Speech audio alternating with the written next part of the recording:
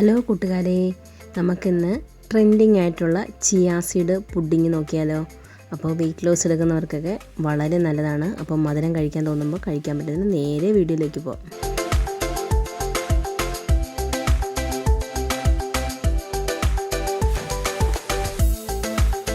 അപ്പോൾ അതാ chia seed pudding ഉണ്ടാക്കാൻ ഒരു ചെറിയ ബൗൾ എടുക്കുക.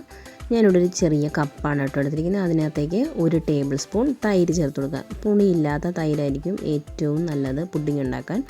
അപ്പോൾ 1 ടേബിൾ സ്പൂൺ തൈര് ഇട്ട് കൊടുത്തിട്ടുണ്ട്. അതിൻ്റെ കൂടെ തന്നെ ഒരു 1/4 കപ്പ്, ആ കപ്പിൻ്റെ 1/4 കപ്പ് തേങ്ങാപ്പാലാണ് കേട്ടോ.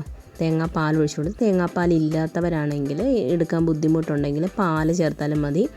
അപ്പോൾ ഡയറ്റ് എടുക്കുന്നവരൊക്കെ ആണെങ്കിൽ പാലെടുക്കുമ്പോൾ സ്കിംഡ് മിൽക്ക് ഉപയോഗിക്കാൻ നോക്കുക. അല്ലാത്തവർക്ക് തേങ്ങാപ്പാൽ തന്നെയാണ് കേട്ടോ നല്ലത്. പിന്നെ ഇതിലേക്ക് വേണ്ടത് ഞാനിവിടെ 2 ടേബിൾ സ്പൂൺ ചിയാ സീഡും പിന്നെ നമ്മുടെ മധുരത്തിന് വേണ്ടി മാത്രം കുറച്ച് തേനും കൂടി ചേർത്ത് കൊടുക്കുന്നുണ്ട്. അപ്പോൾ മധുരം വേണ്ടാന്നുണ്ടെങ്കിൽ നിങ്ങൾക്ക് തേൻ പൂർണ്ണമായിട്ട് ഒഴിവാക്കാം. അപ്പോൾ ഞാനിവിടെ ഒരു ടേസ്റ്റ് വരാൻ വേണ്ടി കുറച്ച് തേനും കൂടി ഒഴിച്ചു കൊടുത്തിട്ട് നല്ല കട്ട കെട്ടാതെ നല്ലതുപോലെ ഒന്ന് ഇളക്കി മിക്സ് ചെയ്തെടുക്കുക.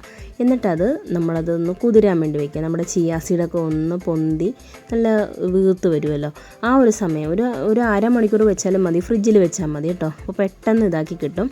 പിന്നെ അതിലേക്ക് നമുക്ക് സെർവ് ചെയ്യാം. അത്രയേ ഉള്ളൂ നമ്മുടെ ചിയാ സീഡ് പുഡിങ്. നമുക്കിഷ്ടമുള്ള ഡ്രൈ ഫ്രൂട്ട്സോ അല്ലെങ്കിൽ എന്താണെന്ന് വെച്ചാൽ നല്ല ഫ്രഷ് ഫ്രൂട്ട്സ് ഞാനിവിടെ സ്ട്രോബെറിയും കുറച്ച് വാട്ടർമെലൻ്റെ ഇതുമാണ് ഇട്ടിരിക്കുന്നത്. അത്രയേ ഉള്ളൂ. അപ്പോൾ അത് വളരെ സിമ്പിളായിട്ടുള്ള ചിയാ സീഡ് പുഡിങ് റെഡി ആയിട്ടുണ്ട്. വെയിറ്റ് ലോസ് എടുക്കുന്നവർക്കൊക്കെ ഏറ്റവും നല്ലതാണ്. ഷുഗർ ക്രാവിങ്സ് വരുമ്പോൾ കഴിക്കാൻ പറ്റിയതാണ്. അപ്പോൾ സിമ്പിളാണ്, വളരെ ഹെൽത്തിയാണ്. അപ്പോൾ എല്ലാവരും ട്രൈ ചെയ്ത് നോക്കുക. പുതിയൊരു വീഡിയോ ആയിട്ട് വരുന്നുണ്ട്. Thanks for watching. Thank you.